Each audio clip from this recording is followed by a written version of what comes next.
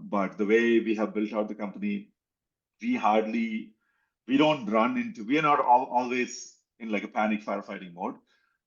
It's mostly smooth sailing, and sometimes things go wrong, and then we can really focus our energy there. So all the saved up energy, now you're going to like deploy it into solving that problem, and then you can like again go back into stable situation. And I think that's also part of going back to one of your earlier questions on how do you prepare for the journey. It's like marathon versus sprints, right? If you're always in the sprint mode, you're going to run out of energy and then you cannot sustain it. But if you're in the marathon mode, yeah, you are in that, you're doing that slow burn, but maybe either occasionally something happens where you need to really put in, you need to have that adrenaline rush and then really deploy a lot of energy. You can do that. So, and that's all part of like how you build your company, how you build a company culture, hiring the right people, all of that kind of plays into how you build this out.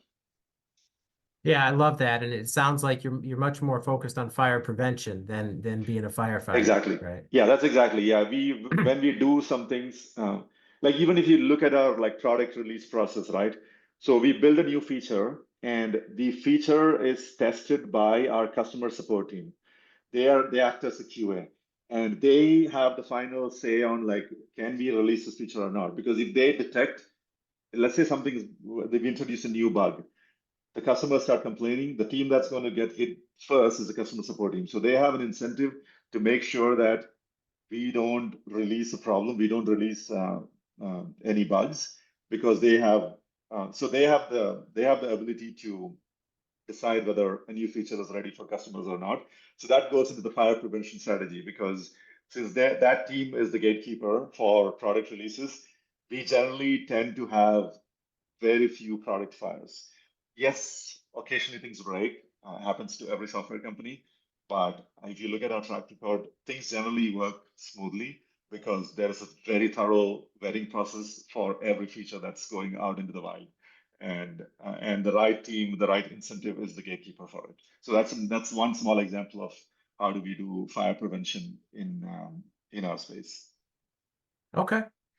Now let's talk about this Forbes award. So you were selected as one of the best inventory management software picks for 2024 by Forbes.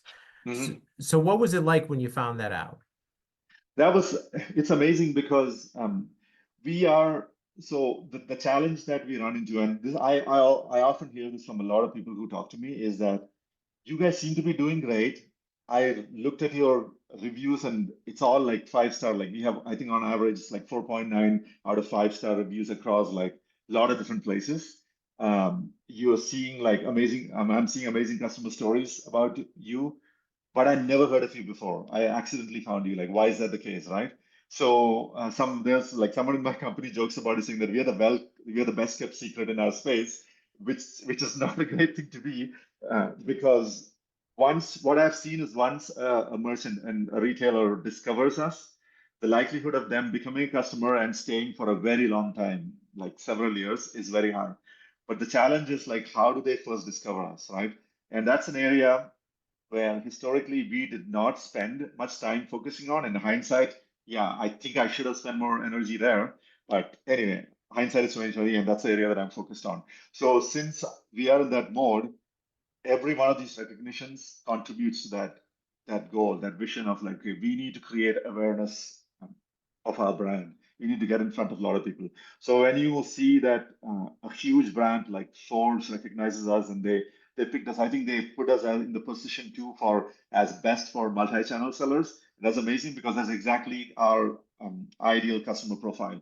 Our ideal customer profile is a small to medium-sized merchant who's selling across multiple channels, and they picked us as the best inventory management for multi-channel sellers. So that was great. I was very excited. I wrote a LinkedIn post about it, and it was like, it's always good, like good dopamine hit when you get a lot of likes on it. So yeah, it is good because it kind of validates that a lot of the work that you're doing to create awareness, it's working. You're getting recognition for everything that you're doing, and it's like, yeah, you need wins, right? As part of just going back to the marathon or the long journey metaphor. The way you keep yourself energized is that you celebrate these wins. Doesn't matter how big the win is, how small the win is.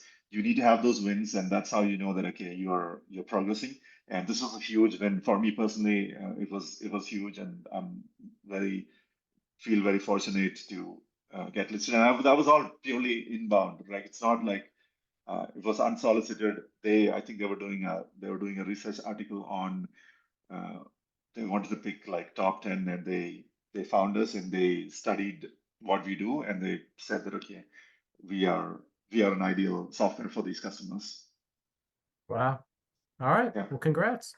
Awesome. Thank you. So Jagath, if people want to get in touch with you, learn more about Ordoro, and find out if you can potentially help them, what's the best way that companies can reach out to you? The best way is just visit our website, and then you can sign up for a free trial if you like. And some of the plans, like if you're purely using our shipping app, you can just use it on your own. You don't need help from us. If you're using inventory, maybe you have questions, you can just schedule. So if you go to our homepage, you'll see two buttons. One is to sign up on your own. Second is schedule time with one of us internally, and then you can do that. Or you can email us info@ordoro.com. Or you can find me on LinkedIn. I'm fairly active on LinkedIn. I do a lot of posts about the company and about this journey and a lot of other things. You can follow me on LinkedIn or like connect me there. But the easiest way is just like go to our website and just schedule time to talk to one of us. And yeah, and they can learn more about us and see whether we can help solve your e-commerce problems. All right. And we'll link all that in the show notes for everyone. Okay, awesome. Thank you. All right. Well, Jagath, thank you so much for taking the time to be here. We appreciate the conversation. Yeah, awesome. Yeah, it's been a pleasure, David. Yeah, yeah. Thank you for reaching out to me, and thank you for giving me this opportunity. Yeah, absolutely. All right. And that is all the time we have for now. We will see you next time.